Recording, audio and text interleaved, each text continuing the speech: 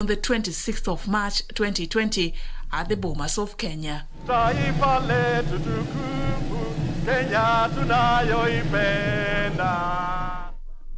And on the 25th of November 2020, the BBI signature collection drive was officially launched at the Kenyatta International Convention Center, targeting 1 million signatures as required by the Constitution to amend the Constitution under a popular initiative. Among its key proposals were the changes in the structure of the executive and legislature, with the creation of a premier and 2 deputies from a majority party in parliament, allowing cabinet secretaries and their deputies to be appointed from among legislators, creating 70 new electoral constituencies, an affirmative action formula seeking to solve the 2/3 gender rule quagmire, and creating an independent judiciary ombudsman.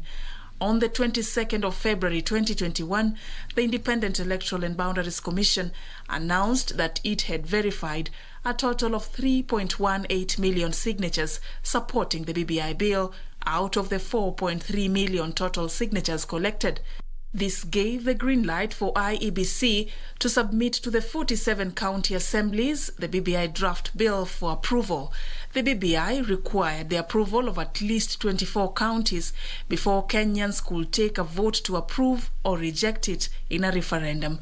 On the 6th of May 2021, the bill sailed through the National Assembly after 235 out of the 320 members who participated in the voting exercise on the second reading of the bill supported it, against 83 who rejected it.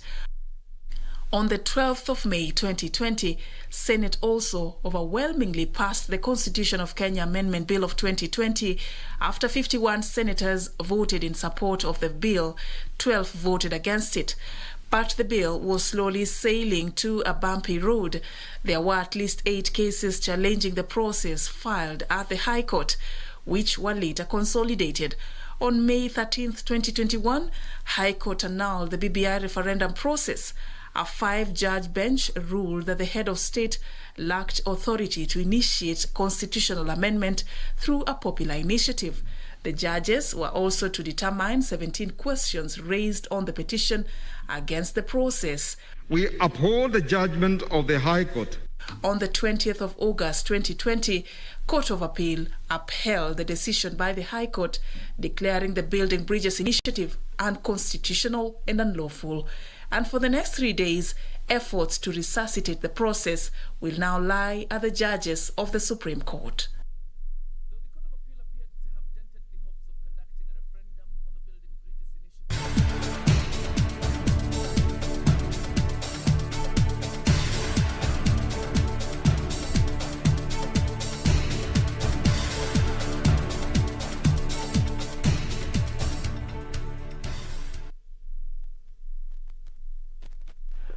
So, breaking the protocol, it's me again.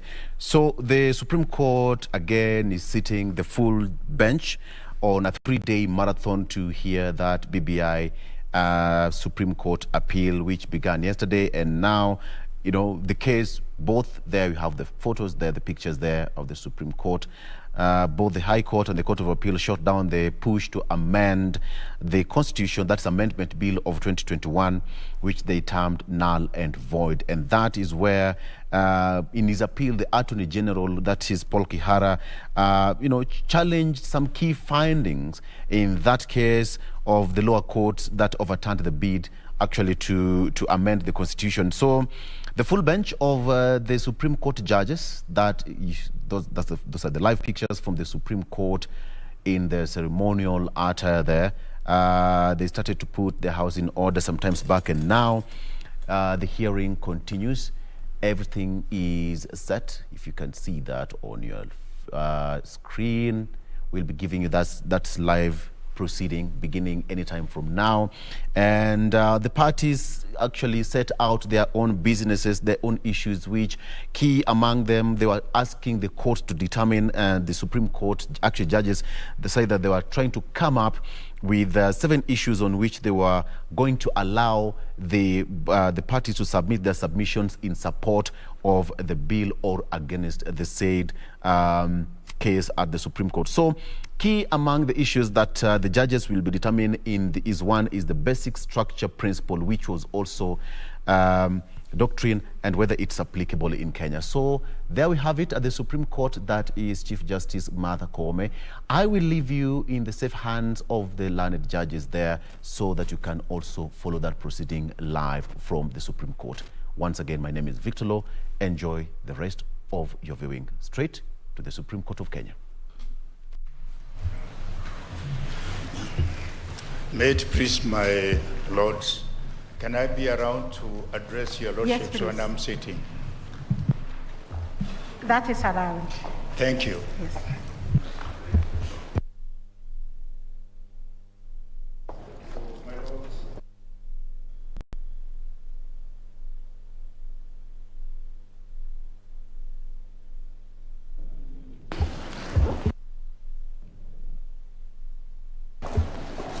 Yes. Together with my learned friend, Mr. Mohamed Nyaoga, Senior Counsel, Mr. Kirago Kimani, Senior Counsel, and Jacqueline Chamngeno.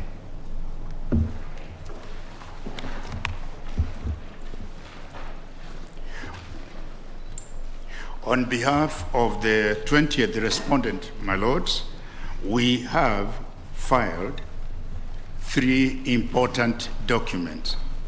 The first document is the respondent submissions dated and filed on the 22nd of December 2021. The second document is the case digest dated and filed on the 22nd of December 2021. And the last document is the list and the burden of authorities dated 22nd of December 2021. From the outset, we wish to confirm that the 20th respondent supports the appeal by the Honorable Attorney General and fully adopts the arguments filed and already highlighted in support of the appeal by the counsel for the Attorney General. Your Lordships recall that you identified 7 issues that should be addressed by counsel to you, and out of the 7 issues, we wish to address the court on 2. The first issue we want to address the court on is, can civil proceedings be instituted against a sitting president?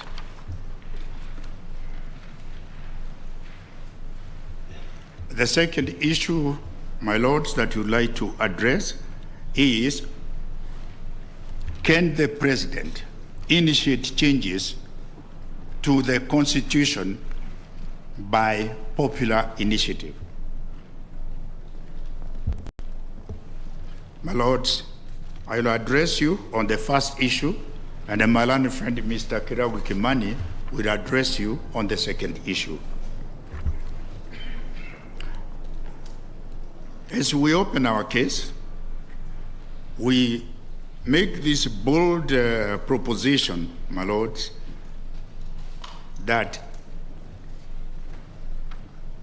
the Court of Appeal erred greatly in finding that the president can be sued in his personal capacity during his term of office for anything done or not done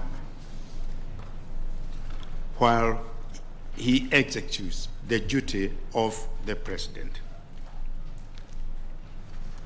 We break that argument, my lords, into 3 aspects. And the first one is, what is the context in which this finding was made? We refer your lordships to paragraph 7 and 10 of our written submissions, where we cover the background.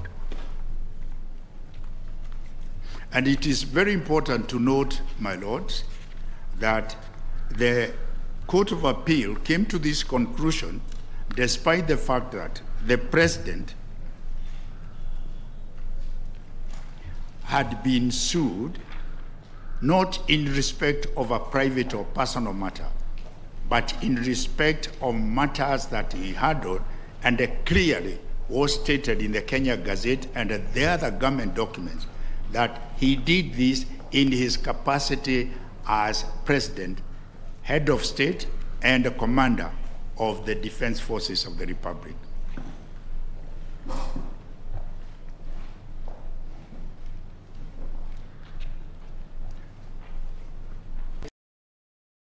Me now to the presidential immunity. We cover these in paragraphs 11 and 15 of our written submissions on what we perceive or understand to be the presidential immunity.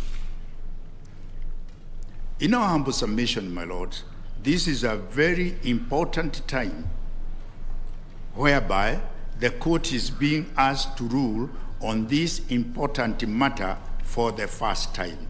And it's only fair that everything that bears on it should be brought to the court. My lords, the first point of call is Article 143, sub-Article 2 of the Constitution. Without any qualification, my lords, the article provides for immunity in the following words: civil proceedings shall not be instituted in any court against the president or the person performing the functions of that office during their tenure of office in respect of anything done or not done in the exercise of those powers under this Constitution. Two things that are important. I will be juxtaposing this against judicial immunity. It will be noted there is no qualification to the immunity granted by Article 143(2).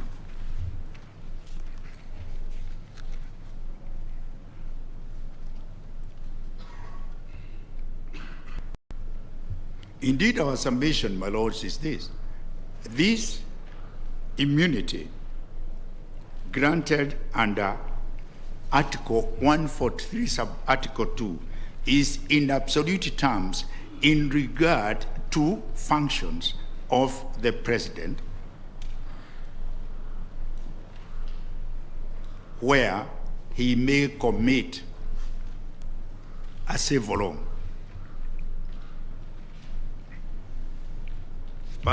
Before we go further, I'd like to pose the question, my lords, what is the rationale for presidential immunity?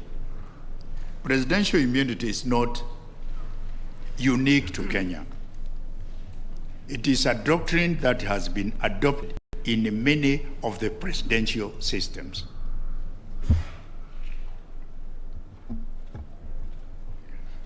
And out of the many reasons given for justification of this immunity, allow me to refer to three in a very brief manner. The first one, my lords, and this is very important, it serves to avoid destruction of the president in order to ensure effective governance of the country. No one would deny that the office of a head of state is an exacting office. And if it were that it was allowed for every Tom, Dick, and Harry to file suits against the president, it would distract him from performing the more important duties for running the state.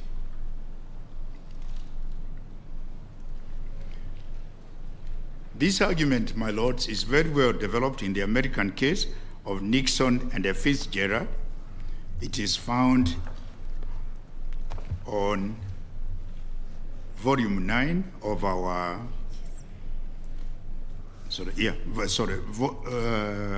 volume 9, page 1314 of the Attorney General's Board of Authorities.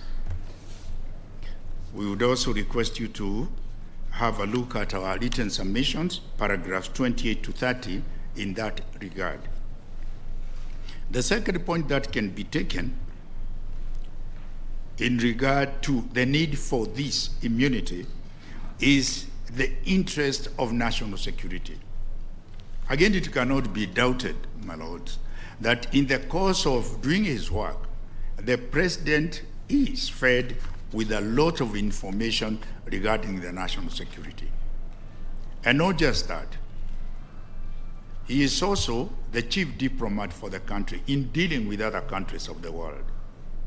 And in the course of doing this, he gets a lot of information that is useful to the state. One would wish that it will never come to a point where a court would order the president to make a disclosure. Why did you do this? What are the reasons that made you make this decision?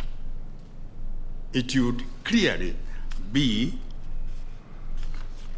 not in the interest of the state, for the reason that it can injure the interest of the state in a very big way. So one of the justifications for presidential immunity is the preservation of national security. A third one I would like to mention, my lords, is the need to protect the dignity of the office of the president. It cannot again be doubted, but there are three main organs of state under our constitutional setup. And that those institutions require to act in a dignified manner so that the public can have confidence in them. One would not want at any one time to see a president being ordered to come to court and to account for his actions. To come to court at the pain of being put to jail if he doesn't. It would, in our view, be very bad for the three arms of state that are supposed to work together. It would create serious tensions that would not be good for the country.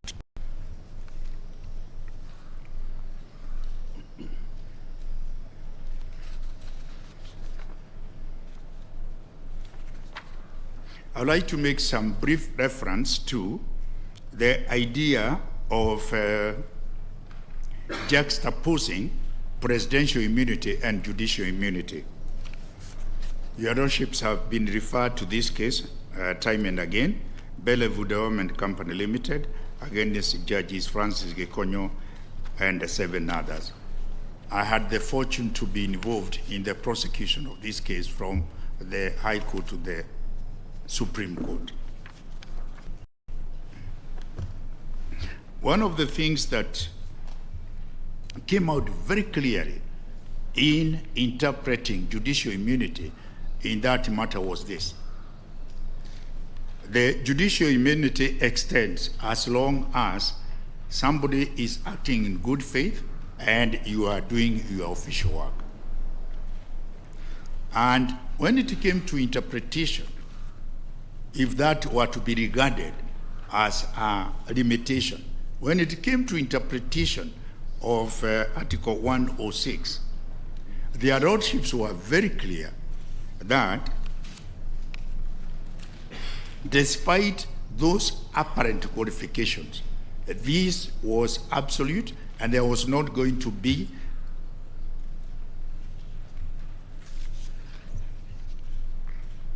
some kind of an interpretation that allows suits to be filed against judges, and then the issue of whether he or she was acting in good faith should come to be considered. Because by the fact of allowing a suit against a judge, it means already you have subjected him to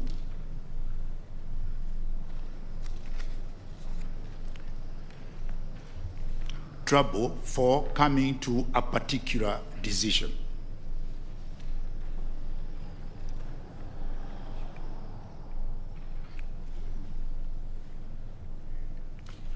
And so, my lords, when you retire, I request you to consider, or rather compare, the provisions of Article 106 in regard to judicial immunity and Article 143.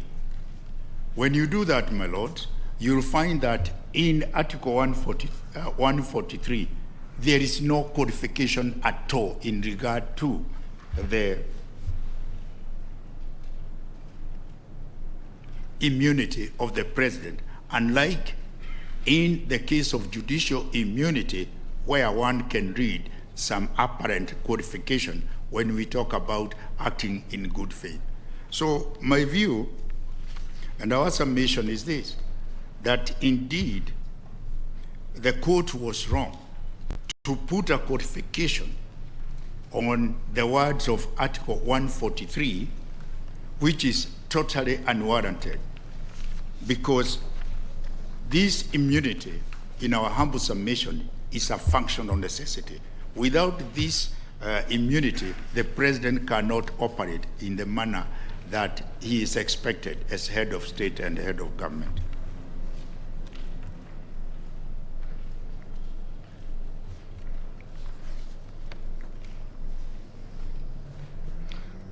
And in our humble submission, as long as he is acting in his capacity as president, he cannot be sued during the time that he is president. But then the question arises, is it that we have created a monster under these provisions of the Constitution? Far from that, my lords, there are provisions for questioning the decisions of the president that affect a particular citizen of our republic. I would like to refer to one or two matters here. The first one, my lords, is this. You can always sue the Attorney General through judicial review procedure for actions done by the president in the name of the government. So it does not mean that a citizen who has a complaint, a grievance against the president cannot have his grievance attended to the present law.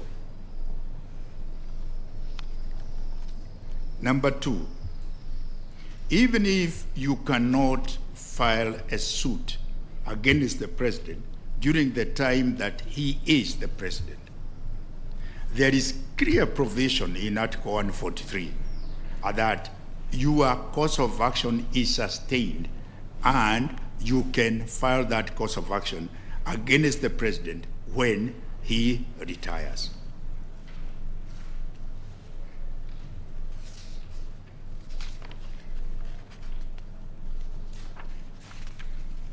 And of course, like the American Supreme Court said, if the president is involved in gross violation of the laws of the state, there is that possibility of initiating impeachment proceedings against the president. So a humble submission, my lord, is this immunity does not create a monster and is totally warranted in law to enable the president to effectively carry out his duties as president.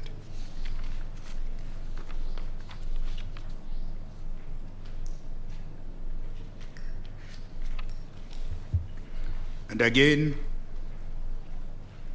my lords, there is a further exception. If the president commits crimes against international treaties or what is deemed to be a crime under the international treaties, there is no immunity he can be dealt with under the international law.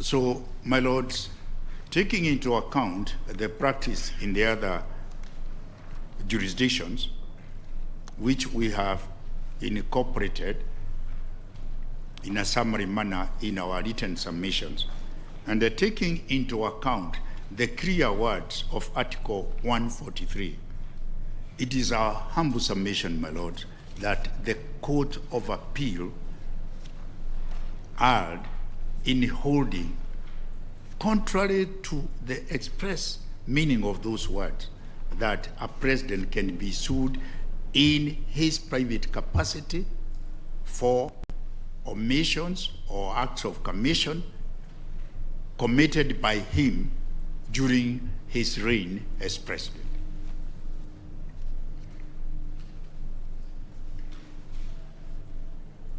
I want to finish.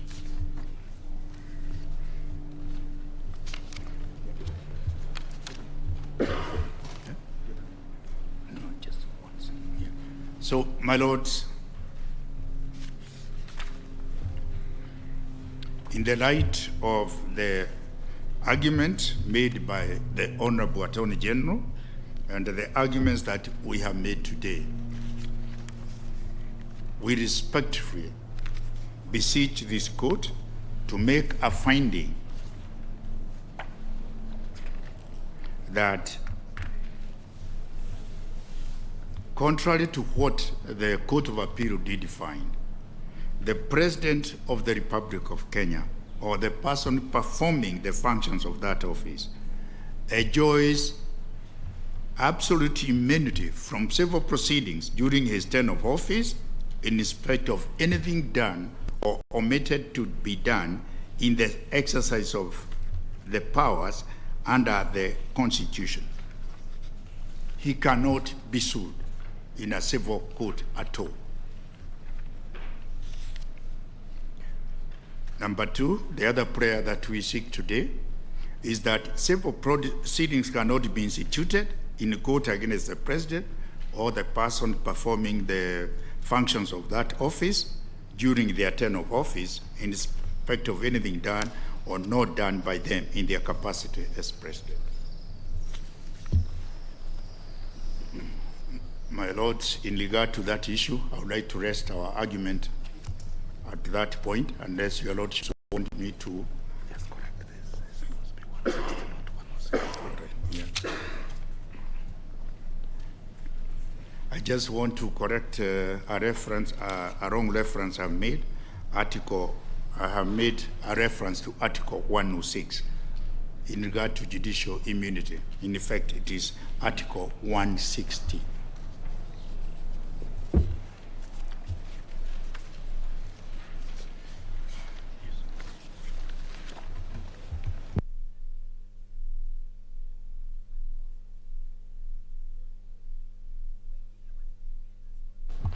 May it please the court, I will deal with issue number 2 on behalf of the 20th respondent.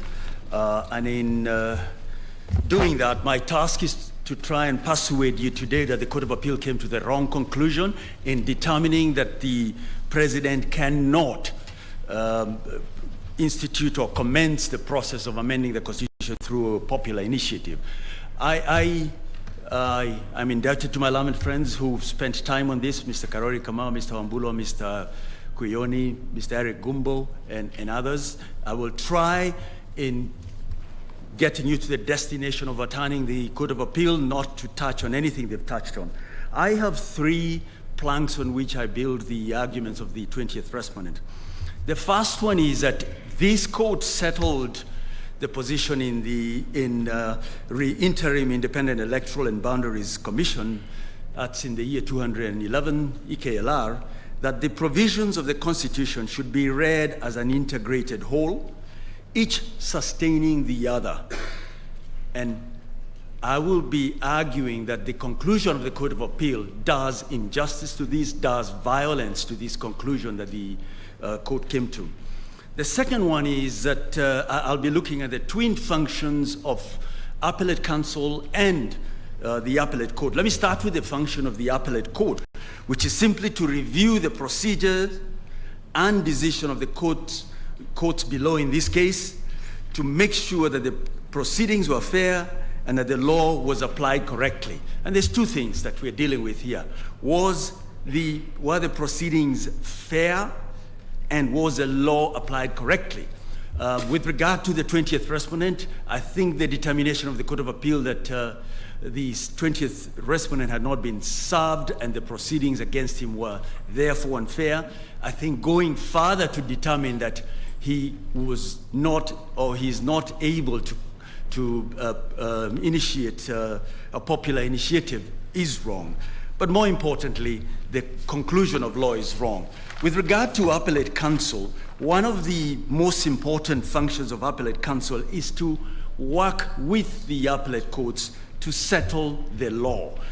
In this case, therefore, the relevance of this is that when Professor Githu Muigai tells you that the Court of Appeal was wrong in determining that absent all the commissioners or absent a minimum of 5 commissioners, the IEBC could not conduct or could not run with the process of verifying the signatures or indeed conduct a referendum. What he is, in other words, saying is that the conclusion is on the basis that the commission is synonymous with the commissioners, which is wrong. The importance of this point is that other commissions have found themselves hamstrung when they have no commissioners. Unfortunately, the Ethics and Anti-Corruption Commission, which has suffered the brunt of this, has not had occasion to argue this before you. So the invitation here on behalf of appellate counsel is to settle this so that we minimize the arguments in the lower courts. But let me jump straight into the 3 arguments that I want to make to demonstrate that the Court of Appeal was wrong. I'd ask you to look at the structure of the Constitution. Just look at the first 4 chapters. It's not by accident that they are in the order they are in. And just very, very quickly, you have the sovereignty of the people and supremacy of the Constitution. Chapter 1, you have Chapter 2 is a republic, Chapter 3 is citizenship, Chapter 4 is a Bill of Rights. I'm not suggesting that there is a hierarchy. I am simply saying that it is not by accident that you have them in that order. And by Article 1, Sub-Article 2, the people may exercise their sovereign power either directly or through their democratically elected representatives. Now, the fallacy of the conclusion of the Court of Appeal, and I say this with tremendous respect to the court, is that what they have determined in saying the president cannot initiate an amendment to the Constitution through the popular initiative is that the people can delegate sovereign powers to those they elect, including the president. But the ones they donate the power to have no business initiating changes through a popular initiative. These are inconsistent in my humble view. You can't say the people can donate the sovereign power, but those they donate to cannot run with it the whole way. In other words, they can only do certain things. If it was intended by the people to have certain qualifications, this would have been built into the Constitution. The second point I want to make is I would like to invite you, when you retire, to look at Article 19. Now, the conclusion of the Court of Appeal that the president cannot commence the changes to a constitution through a political initiative cannot be reached without amending this constitution. And why do I say that? Let's start with Article 19, Sub-Article 1. The Bill of Rights is an integral part of Kenya's democratic state and is a framework for social, economic, and cultural policies. Sub-Article 2, the purpose of recognizing and protecting human rights and fundamental freedoms is to preserve the dignity of individuals. You cannot reach the conclusion the Court of Appeal reached without adding these words here after the dignity of individuals, excluding the head of state, the deputy president, governors, and other elected people. That is what they say, in effect. Let's look at Sub-Article 3, and I will not dwell on this because Mr. Karori Kamau spent some time on these.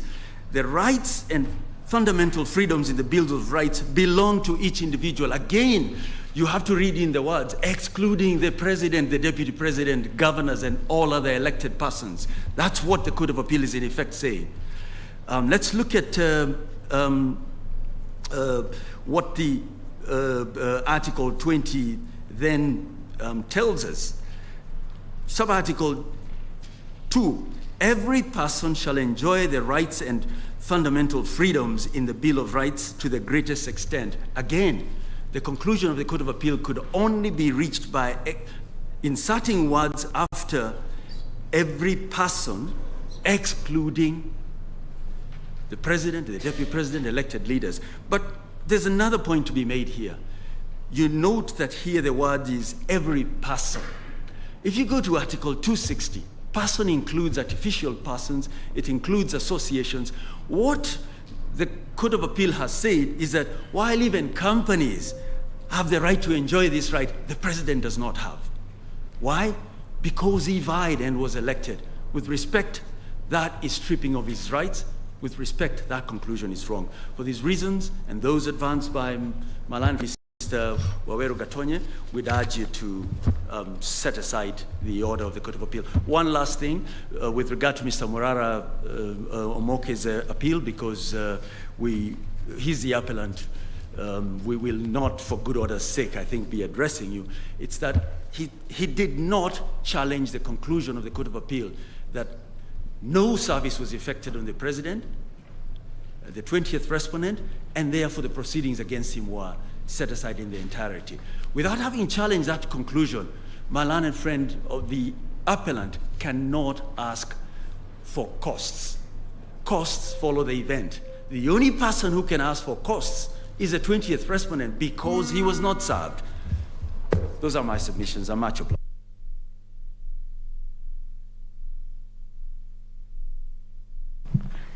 Thank you very much. We will now have Mr. Isaac Arwoche, the 19th respondent.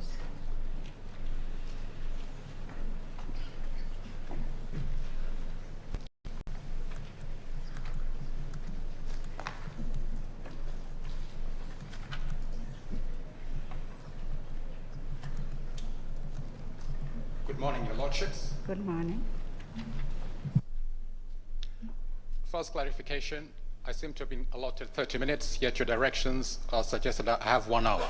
Can that be clarified before I proceed? Clarification, you are responding. Your directions initially was that I had 45 minutes, and yesterday you made the directions that everybody has an additional 15 minutes, and therefore I should be having 1 hour as opposed to 30 minutes. 1 hour. Okay. Yes, that's correct. Thank you. So hopefully the timer controller will adjust that to help to guide us.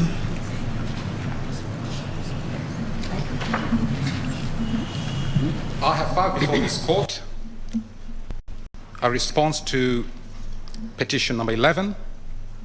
It was filed on the 14th of October. I've also filed a response to the petition of appeal in number 12, dated 11th of October, filed on the 14th. And I've also have my submissions that are filed on the 9th of December. I have not filed any digest, list of authorities and the like, and there is a reason for that. And it has to do with the role of the court. This court is not bound by the decisions of any court anywhere in this world, not even by your own decisions. I have learned this the hard way on at least 2 visits before this court. The first time was, I think, in the year 2013, whereby I relied on your advisory on the gender representation issue. And as part of that advisory, you were touching on the matter of when can a matter involving presidential elections and nominations be brought before this court. And in that advisory, you suggested that one does not have to wait until the declaration of a presidential election result before bringing the matter before you. But as long as we're in a presidential election season, if there are issues that have arisen, one can bring such a matter before you.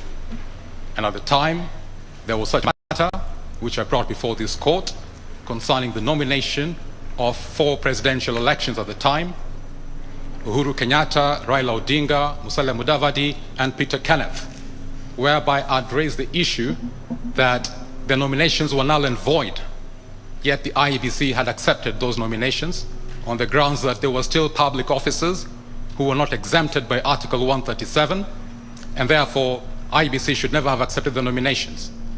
They were not members of Parliament. Parliament had been prorogued at that particular point in time, about 2 weeks before the nominations, yet IEBC cleared them, and when I brought the matter before this court, the court refused to follow what it had advised in its advisory.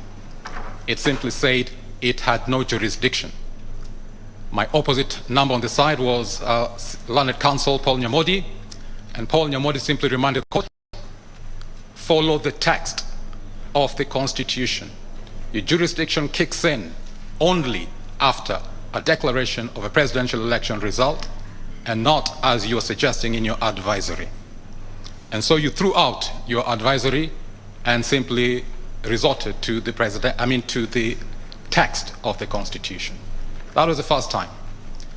Second time was about 2.5 months ago, when I brought the issue of the recusal of 3 judges before this court, and I'd relied on the interpretation of Article 50 by Lady Justice Njoki Ndung'u.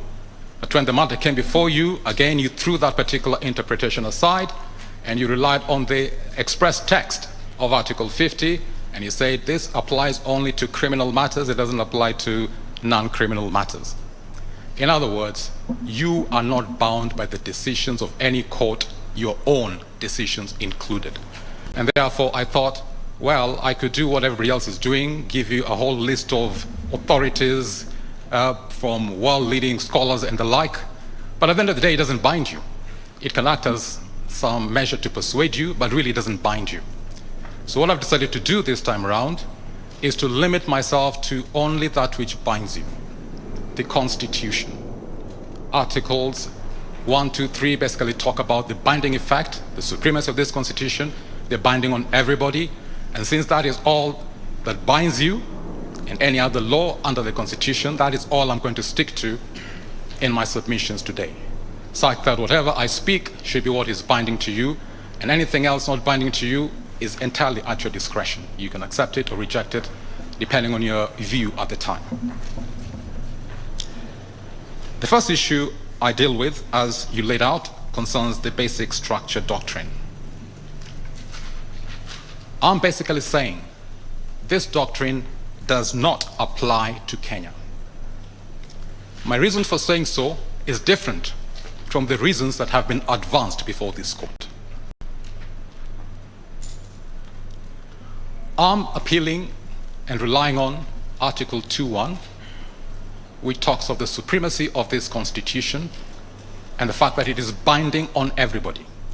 All state organs, everybody, every person is bound by this Constitution.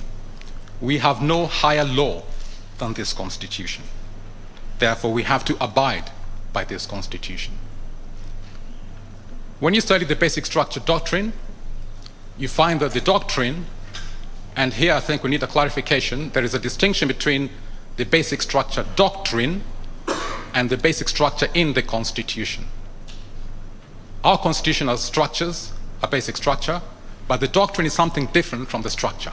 The doctrine basically posits that if you are attempting to amend this Constitution and you touch upon its basic structure, then, as was very clearly laid out by the High Court, you have to follow 4 sequential steps. If you don't follow those 4 sequential steps, irrespective of the amendment provisions in the Constitution, whatever purported amendment you're trying to convey and get across is not valid. This is in conflict with the supremacy of this Constitution of ours. Is our Constitution supreme, or does it have a higher law called the basic structure doctrine sitting atop our Constitution?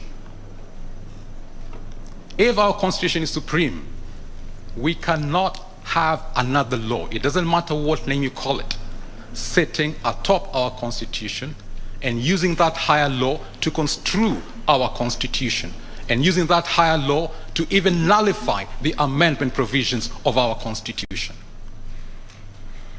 If our Constitution is supreme, then it is supreme, and no law can purport to construe it. No law can purport to nullify its provisions. No law can purport to invalidate its provisions. That is the first point.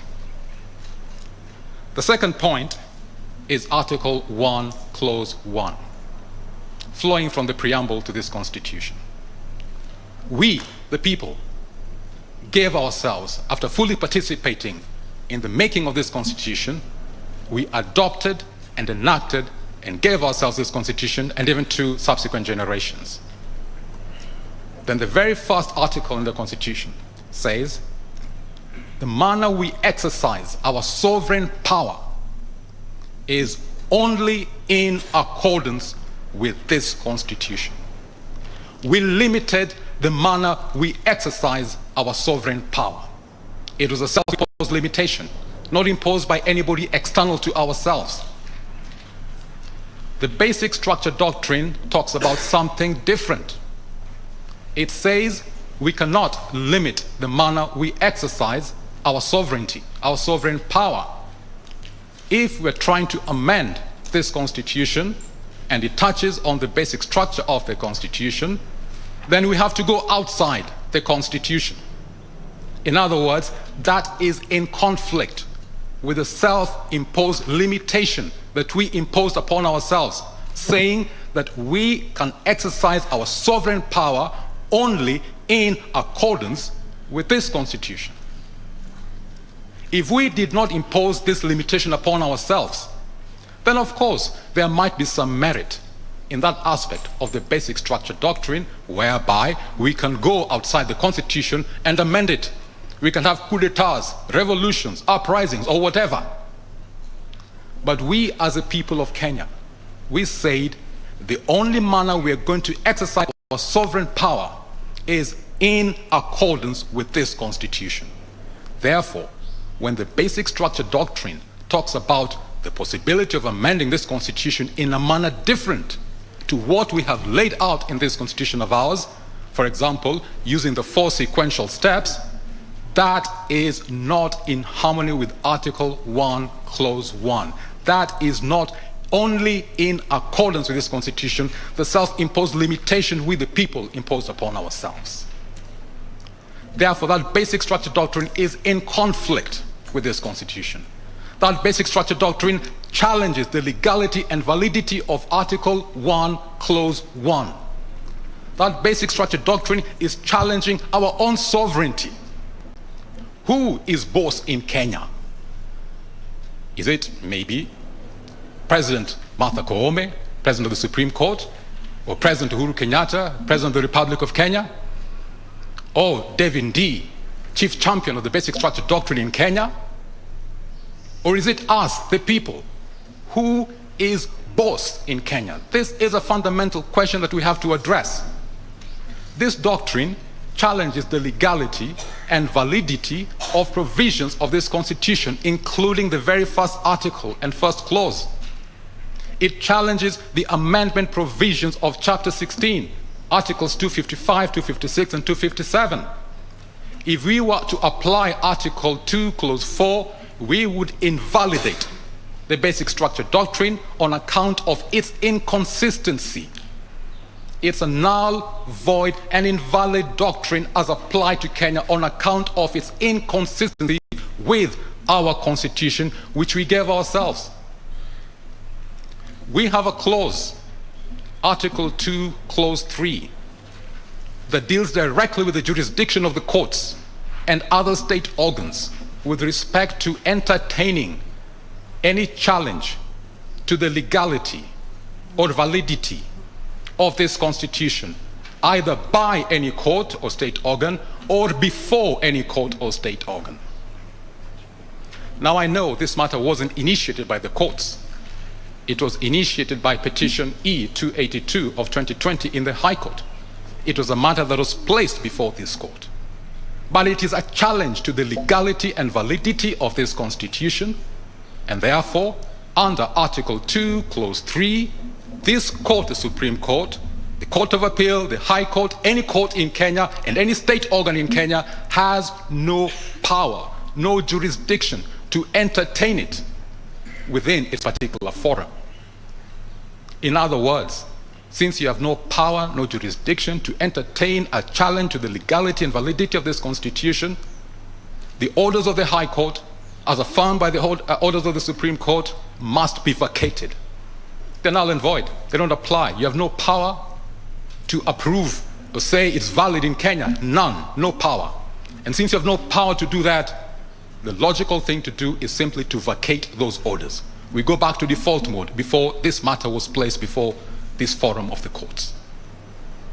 So that is a fundamental and critical matter, and that is the reason why I have not bothered addressing a lot of the very erudite articles, very erudite submissions by highly learned and reputable scholars who are friends of the court, whether in the High Court, Court of Appeal, and even in the Supreme Court. We simply don't have the power to entertain this doctrine in this court, in this country. Maybe in a different country, fine. Maybe if we did not have the self-imposed limitation in Article 1, Clause 1, fine. But unless and until we change Article 1, Clause 1, whereby we permit ourselves to exercise our sovereignty in a manner not in accordance with this Constitution, until that day, we cannot entertain this doctrine in Kenya. Now, some might say, now, Bwana Luochir, if you're speaking this way, you probably brought reggae back into business. Reggae was a tough time. Now you're bringing it back. Somebody will say, now you're actually pleasing President Uhuru Kenyatta because he has been saying in all of any function he has, this thing is coming back, this thing is coming back. I am not necessarily saying so.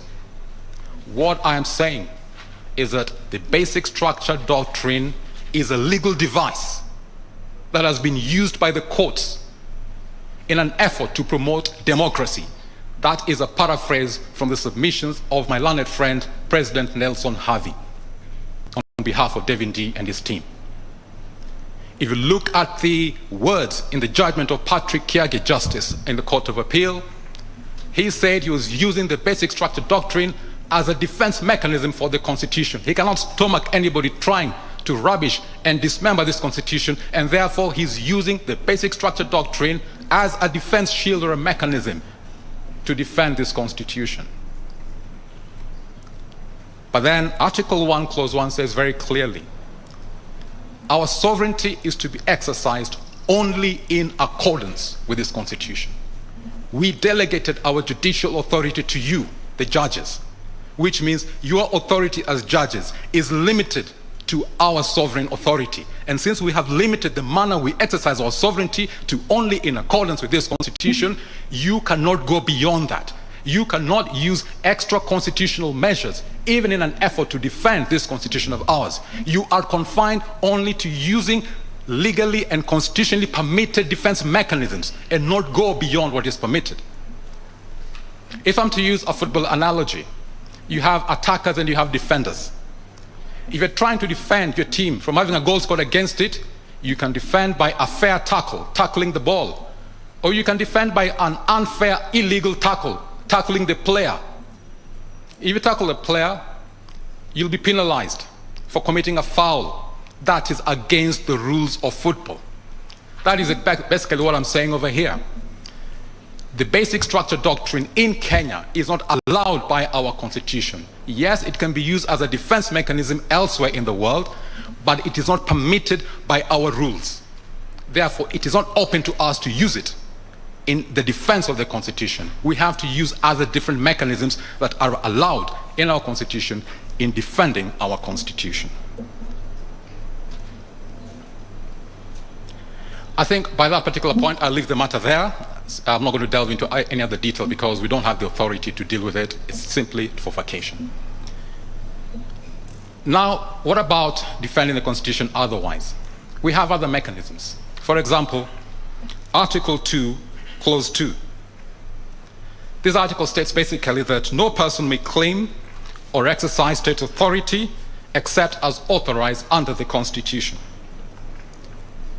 You have a lot of arguments being submitted by here. The president has authority to initiate the constitutional change process and all that. As an individual, no problem. He has his political rights. After all, he stood in the last general elections as a president defending his presidency or seeking another term in his presidency. He was exercising his political rights. He is not denied his political rights simply because he's president of the Republic of Kenya. And therefore, I will not attempt to deny him his political rights in other spheres outside elections. Since it is open to any citizen to initiate, as a citizen, a proposal by way of a popular initiative to amend the Constitution, he can, as a citizen. What Article 2, Clause 2 prohibits is any person exercising state authority except as authorized under the Constitution. The Constitution has nowhere authorized a president to initiate and use state authority in initiating a constitutional change process. We had the BBI. We've just been referred to Kenya Gazette notices signed by the President of the Republic of Kenya and Chief of the Kenya Defense Forces. He was exercising state authority, doing what the functions of his office does not permit him to do. He was violating Article 2, Clause 2. This is the one article the AG and others of the similar persuasion have shied away from. They should quote Article 2, Clause 2. Any public servant, any state officer, as an individual, can initiate any amendment to the Constitution, no problem. But just don't exercise state authority in the process of so doing. Don't use public funds in so doing. Don't use public facilities in so doing. When the president seeks re-election as president, if he's doing it properly, he doesn't use state funds. He uses his own money or his political party's money and things like that. He doesn't go to the National Treasury, come on, give me this budget to mount my re-election. No, he fights for that as an individual. Likewise in this particular case. So Article 2, Clause 2 prohibits the usage of state machinery in purporting to change the Constitution. So any state officer, any public officer wants to change it, go ahead as an individual, just like the rest of us, but just don't use state resources or state machinery in so doing.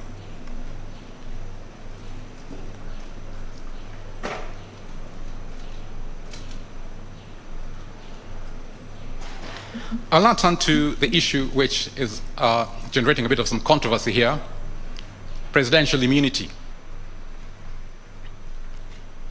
I'm the one, through my petition in the High Court, E426 of 2020, who brought or dragged the president to court. And I asked for the orders that I asked for, based on Article 143, Clause 2. The pronouncement that came from the High Court, as affirmed by the Court of Appeal, was not exactly what I asked for. I simply said that you can institute civil proceedings against a president for actions that he undertakes or omissions outside his functions of office. In other words, Article 143, Clause 2 protects him, gives him immunity when he's performing the functions of office as president. So I asked for clarification. You can bring a suit against the president if it touches on a matter outside the functions of presidential office. And I basically said, when he was busy setting out Kenya Gazette notices, establishing the BBI steering committee, he was acting outside the functions of office, because there is nowhere where the Constitution authorizes him to engage himself in constitutional change matters outside Article 256. Yet here he was establishing a public body to consider the change of the Constitution. Because he had acted outside the functions of his office, Article 143, Clause 2 did not prohibit us from instituting an action against him. And that is basically what I had asked for. But what the High Court came up with was that you can sue him for any conduct, his actions or omissions, that are contrary to the Constitution. The pronouncement of the court was wider than what I had asked for.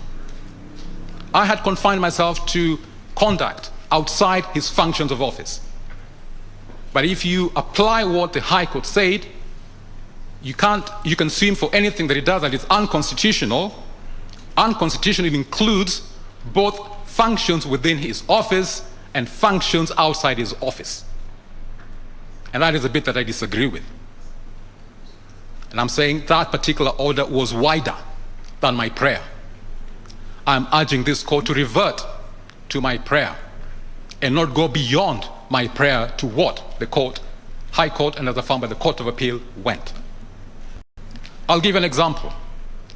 If I use the pronouncement of the High Court and the Court of Appeal as law, and if I am Justice Joel Ngugi or Justice George Odunga, who are involved with this matter at the High Court, because they ruled in the manner that they did, and the president doesn't like them because they scuppered reggae or they messed up BBI, his pet project, when other judges were being promoted to the Court of Appeal, they were left out. I mean, for us Kenyan citizens speculating, we say the only reason why they were left out was not because of their inability to act as judges, but it was simply because they came up to a determination that messed up the president's plans. Now, if I rely on that particular order from the High Court and the Court of Appeal, Justices Ngugi and Odunga can actually go ahead and sue the president right now, maybe in the Employment and Labor Relations Court, for the deficit in their remuneration compared to what they're earning now as High Court judges, compared to what they should be earning as Court of Appeal judges. And of course they would have a case, because that particular order allows them to do that. The president acted unconstitutionally, violating Article 166, because once he has received a recommendation from the Judicial Service Commission, he's supposed to ceremonially appoint all those judges to office. He didn't do that. But I'm saying, no, Justices Ngugi and Odunga cannot sue the president, even in such circumstances, because appointment of judges is a function of presidential office.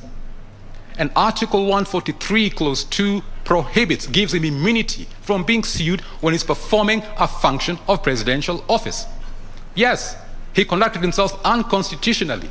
Nevertheless, he has that defense in Article 143, Clause 2, and therefore the two justices have to wait until he's no longer in office. And that is where Article 143, Clause 3 comes in, limitation of time. I know it's been raised by the AG, it's been raised by the president's team, trying to misconstrue Article 143, Clause 2. No, it was there precisely to protect the rights of such persons, such as Ngugi and Odunga. If they decide once Uhuru is no longer in office that they want to sue him, they can, but they have to wait. They can't do it now. And that is why Article 143, Clause 3 is there. That same Article 143, Clause 3 can also apply to minor traffic offenses. For example, if you look at Section 50 of the Traffic Act, if somebody has committed a traffic offense, the person intending to prosecute you has to inform you within a particular defined period, 14 days or so, or send you a notice to your last postal address and things like that. Now, we know every once in a while we see President Uhuru driving vehicles and everything else. He could commit a minor traffic offense just like anybody else. But because that particular criminal offense or traffic offense, as the case may be, does not fall under Article 143, Clause 4, one covered by an international treaty, you can't sue him. But since the Traffic Act puts very clear defined time periods, 14 days to do A, 14 days to do B, Article 143 protects the rights of the DPP to bring any prosecution against the president if he was involved in such a minor traffic offense, as the case may be. So Article 143, Clause 3 is not superfluous as suggested by the AG. The president does not have absolute immunity. He has limited immunity with respect to civil proceedings. Also, we need to get some clarification here. Article 143, Clause 2 gives him immunity against civil proceedings being instituted against him. It doesn't talk about immunity against constitutional proceedings. It doesn't talk about immunity against electoral proceedings. After all, we have presidential election petitions. The president is sued. He was sued by Raila Odinga in the last presidential election petition. And that was valid and it was admitted before the court and the matter was dealt with. In other words, we are only talking about civil matters. Constitutional matters can be brought against the president. Electoral matters can be brought against the president in his own name. So when we hear the president's team trying to argue for blanket, absolute immunity on grounds outside the Constitution, you must not allow yourself to be misled on that particular path they're trying to lead us. In fact, they're calling upon the case, the Bellevue development case. It was decided, well, at least the lead judgment in the Court of Appeal was by Patrick Kiage. I've read through the case, and I believe that was a simple case of judicial overreach. Judges could be accused of basically protecting themselves and using their position, their office, to protect themselves as opposed to stick to the letter and spirit of the Constitution. If we, the people, in the exercise of our sovereignty, says you can't sue a judge except if they act unlawfully or not in good faith, we knew exactly what we're talking about. We cannot have a judge come and say, no, judges are superhuman. They're super righteous. I mean, you can't have a judge doing anything unlawfully or out of good faith. So therefore, I'm going to ignore those particular phrases, those qualifications. Unlawful, without good faith, that's out of order. That judgment was wrong. And when it came to the Supreme Court should have shut it out, but it did not. And I think even the Supreme Court was wrong. But then, as I said at the very beginning, you are not bound by the decisions of anybody, not even your own decisions. Therefore, don't allow yourself to be bound by that wrong decision which you affirmed, which came from the High Court. The letter of the Constitution in terms of judicial immunity is exactly as we put it. If you act unlawfully, if you act without good faith, you can be sued. I know the lower courts wouldn't do anything different to what you've said because you're bound by your orders. But now we're calling upon you to do the right thing. Be faithful to the Constitution. The sovereignty we delegated to you was only in accordance with this Constitution, not beyond this Constitution, not by the exercise of judicial overreach or any other judicial games people play. No. Just like we're supposed to be faithful, you too are supposed to be faithful to that particular Constitution. And therefore, the Bellevue decision case is wrong. Depart from it and do the right thing. Because right now the president is saying, well, judges, you gave yourselves absolute judicial immunity.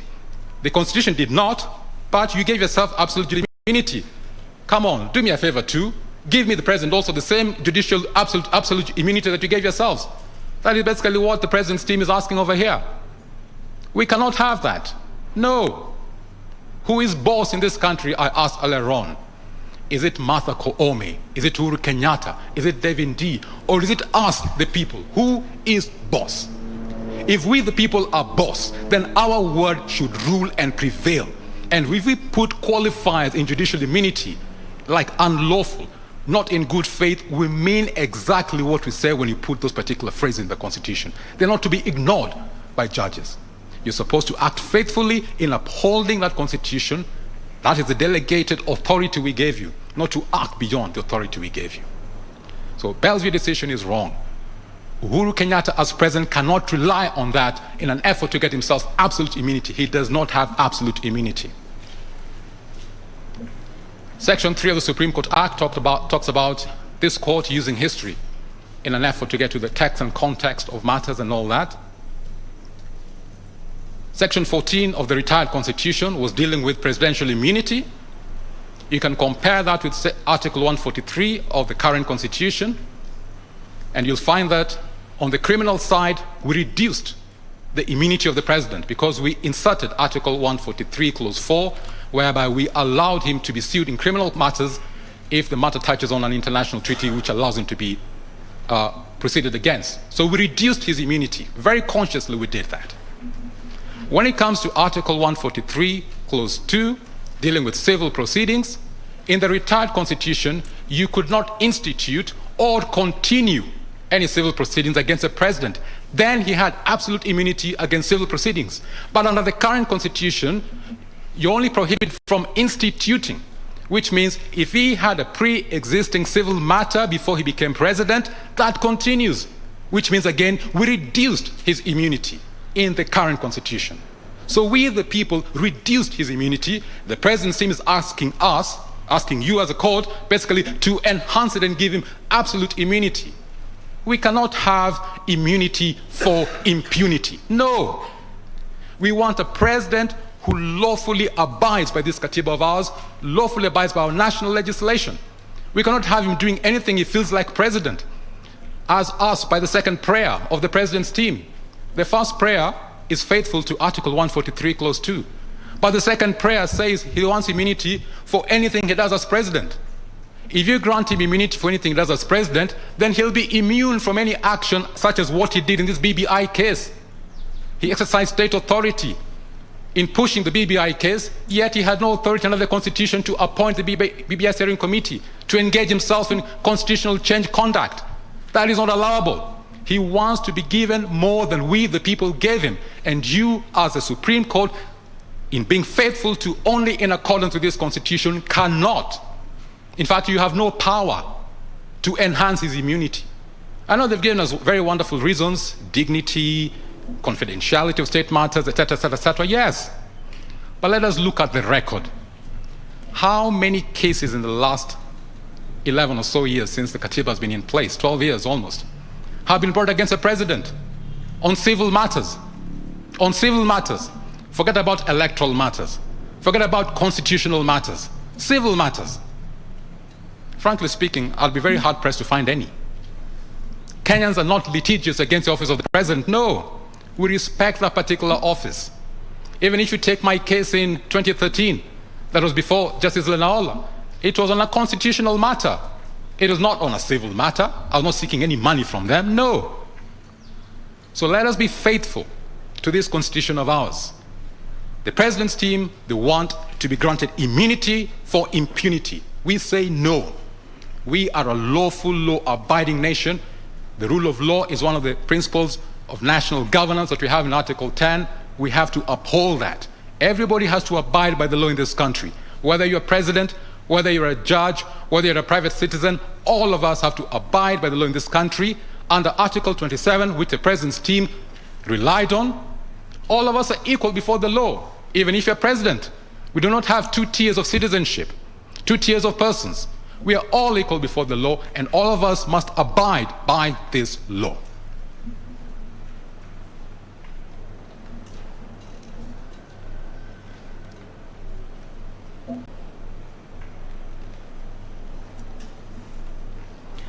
I will now touch on very briefly on the IEBC petition of appeal, essentially on the issue of the lower courts relying on a repealed law to come up with a determination that it didn't have quorum. I agree with the submissions of the IEBC on that particular point. Lawmaking is a preserve of parliament. They make legislation. These were matters of legislation. When parliament repealed the provision of requiring a quorum to be 5 people, and then subsequently the court ruled as unconstitutional the replaced law, the previous law had already been repealed. It was no longer in existence. Unless Parliament revives it, it remains repealed.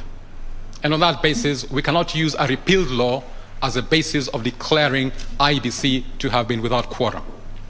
IEBC actually acted with quorum as per the Constitution. It had 3 commissioners. And on that particular score, I will not fault the IEBC. If I want to fault anybody, I will fault the people who are responsible for setting up the committee responsible for putting in place the commissioners to be replaced, which is a parliamentary function. And maybe the president who's supposed to write and inform the parliament. In other words, if any blame should go anywhere, it should go to the appointing authorities, not to the victim commission. IEBC was here just a victim of circumstance, not of its own making. And the ones who were supposed to have remedied the situation did not remedy the situation. They were not brought before this court on that particular issue, so I think we can just leave the matter to rest there.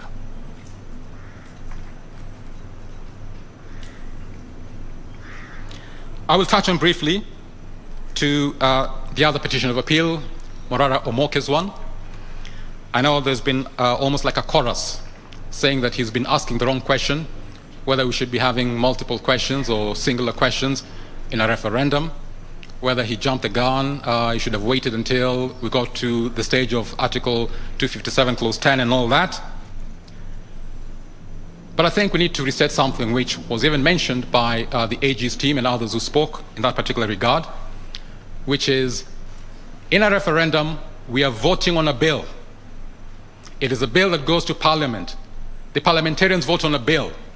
They don't vote on multiple questions, they vote on a bill. In a referendum, it is a bill that is put before the people, and they basically say yes or no to the bill.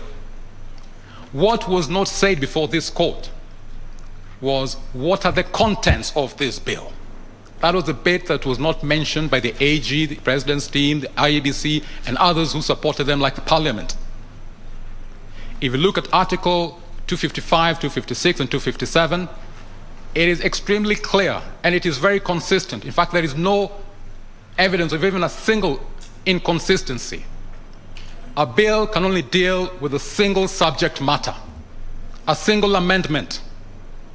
Therefore, yes, we vote on a bill, but that bill can only contain one subject matter. So let's say, for example, it was a bill touching on Article 255, Clause 1, Sub-Articles A to J. You cannot have a bill with all those 10 subject matters mentioned there. That is not in harmony with Chapter 16. You can only have one bill with one subject matter. If you want to address all those 10 subject matters, then you have to give the people 10 different bills and have 10 different bills circulating all over the country, each particular bill meeting the threshold of at least 1 million registered voters supporting it. That is what they should have mentioned. And if that is the case, which I believe is the case, then the issue raised by Morara Omoke's petition of appeal is actually addressed. We'll only be having one question in one bill in a particular referendum. Even if we had 10 issues come at once, we can have 10 different ballots, one ballot for each bill, just like we have 6 different elections in a general election. A voter is given 6 different ballot papers, and you vote for each different position. So in this particular case, we should be given 10 different ballot papers, a ballot paper for each bill, and we vote individually for each bill. That is basically the position in Articles 255, 256, and 257. And that is basically what this court should clarify. Cite that when parliamentarians within Parliament are debating on constitutional change matters, they restrict themselves to one issue in a constitutional amendment bill. And the same applies to anybody pursuing the popular initiative route. One issue for each constitutional amendment bill. That is the clear record in the amendment chapter of the Constitution. And that also addresses one of the defense mechanisms we have inbuilt in this Constitution against the hyper-amendment culture that we had from 1963 until we had this Constitution in 2010.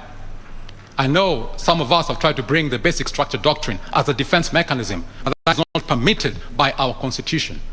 But what we put in place here to forestall the culture of hyper-amendability of this Constitution is that if you want to amend it, you can only bring one issue at a time. And therefore, it will take a pretty long time. Knowing how long it takes to collect 1 million signatures, how long it takes to do all these things, it might take maybe 74 years. If these people who are promoting the BBI bill wanted to have all the different issues in the BBI to be passed by this particular country. So it is an inbuilt defense mechanism we have in our Constitution for its defense. I am urging this particular court to uphold the inbuilt defense mechanisms and not to import illegal, unlawful, unallowable defense mechanisms as a basic structure doctrine in the defense of this Katiba of ours.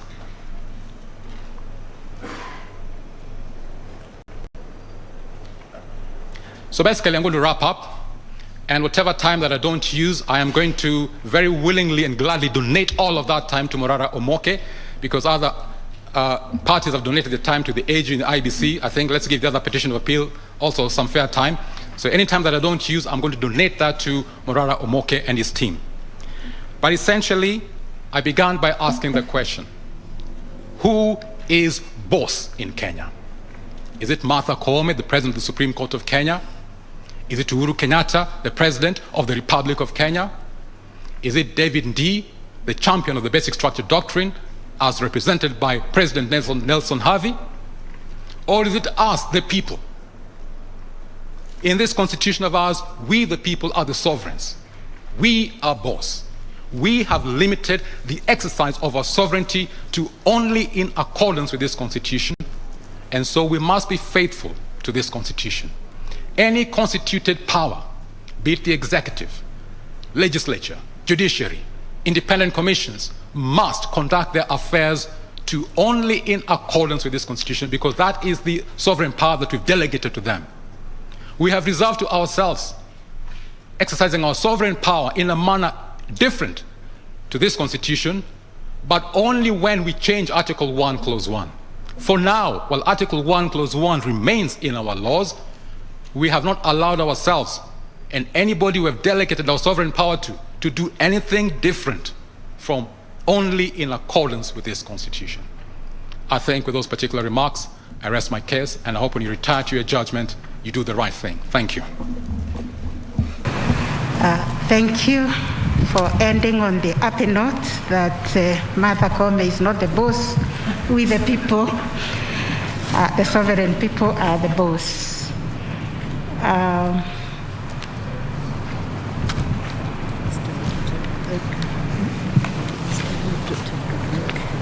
Take a little break.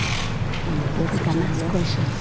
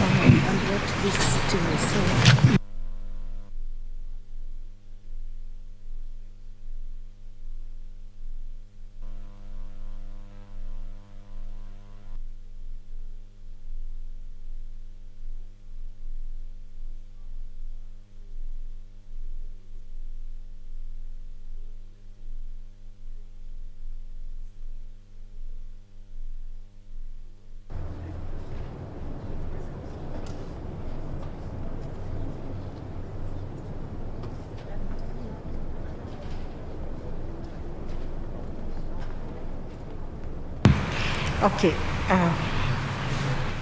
it's almost 10:20.